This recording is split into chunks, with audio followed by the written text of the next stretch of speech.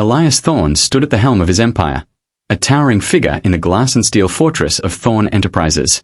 At 52, he was a legend in Silicon Valley, a self-made billionaire who had turned a fledgling app into a global network revolutionizing sustainable energy. His name evoked awe, the man who powered cities with the sun's whisper, who dined with presidents and danced with danger in boardrooms. But beneath the tailored suits and steely gaze, Elias was a fortress of solitude, armored against the world since the day his heart had cracked open 20 years ago. It was at a lavish gala, under crystal chandeliers that mimicked starlight, where the facade finally fractured.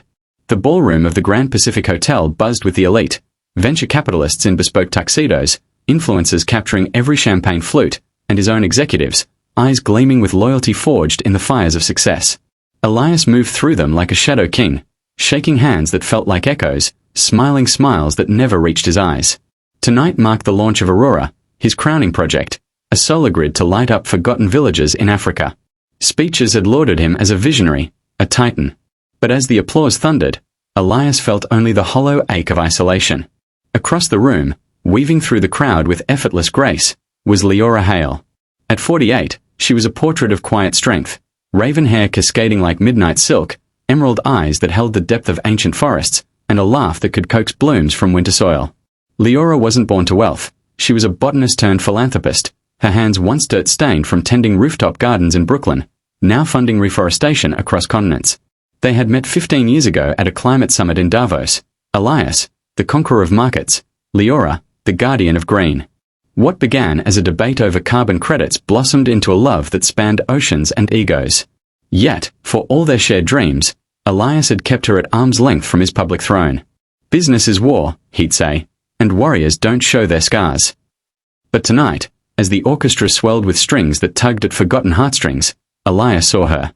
Leora, in a gown of flowing sage silk that hugged her like a lover's promise, stood beside a cluster of his top engineers. She wasn't there as arm candy, she'd flown in unannounced, her gift a prototype of bioluminescent plants to integrate with Aurora, life breathing into his machine. Their eyes met across the sea of silk and sparkle, and in that instant, the walls Elias had built crumbled like sandcastles before the tide. He excused himself from a cluster of admirers, his steps measured but urgent, heart pounding a rhythm he'd long silenced. The crowd parted instinctively, whispers trailing him like comet tails. "Thorne's heading her way," someone murmured. "What's that look in his eyes?" Leora turned as he approached, her smile a sunrise after storm.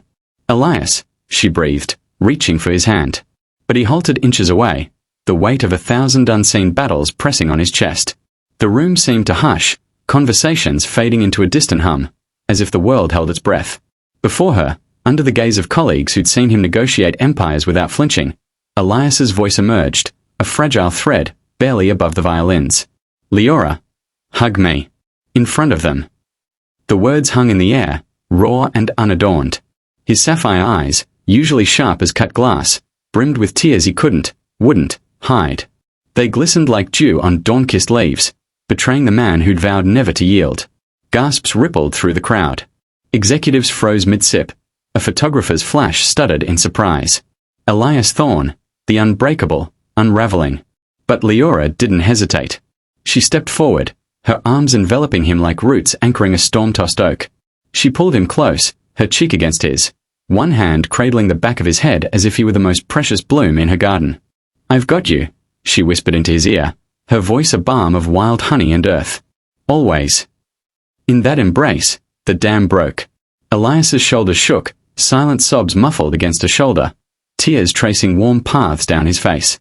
The room watched, transfixed, not with pity, but with a profound, aching recognition. This wasn't weakness, it was the raw pulse of humanity, the admission that even titans crave touch, that success without soul was but a gilded cage. As the orchestra softened to a tender waltz, memories flooded Elias like a river unbound. He thought of their first stolen weekend in the Amalfi Coast, where Leora had taught him to plant seeds in sun-warmed soil, her laughter echoing as dirt smudged his pristine shirt. "Growth isn't linear, Elias," she'd said. "It bends, it breaks, it blooms." He'd loved her fiercely then, in private sunsets and whispered vows.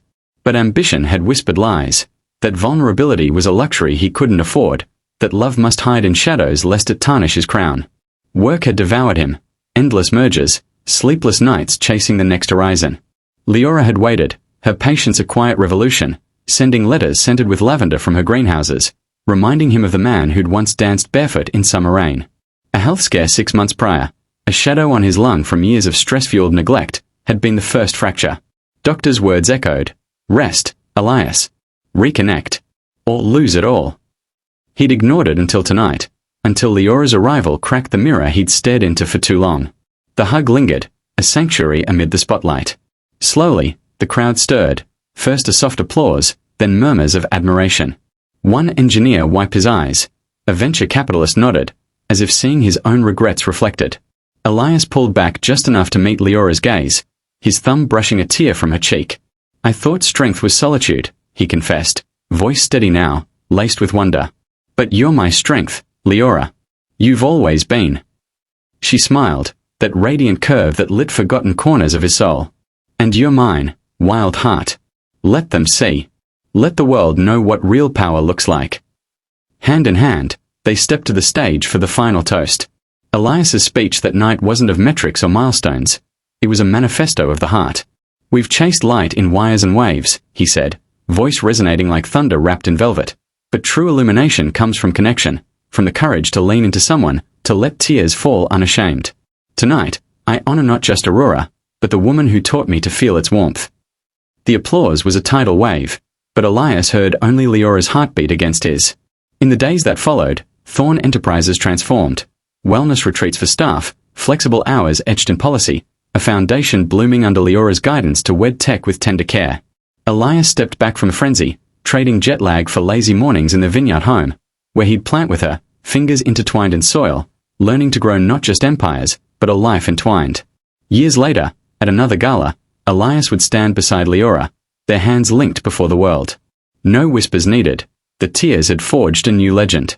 For in bearing his soul, he'd unearthed a fortune deeper than gold, the unyielding truth that love, embraced openly, outshines any star. Thank you for watching this story till the end. Sparkles. If it touched your heart, please support us. Thumbs up sign, give it a like. Speech balloon, share your thoughts in the comments. Bell, subscribe to our channel and turn on notifications. Your support helps us create more stories that inspire and make you believe in miracles. Your participation means a lot to us.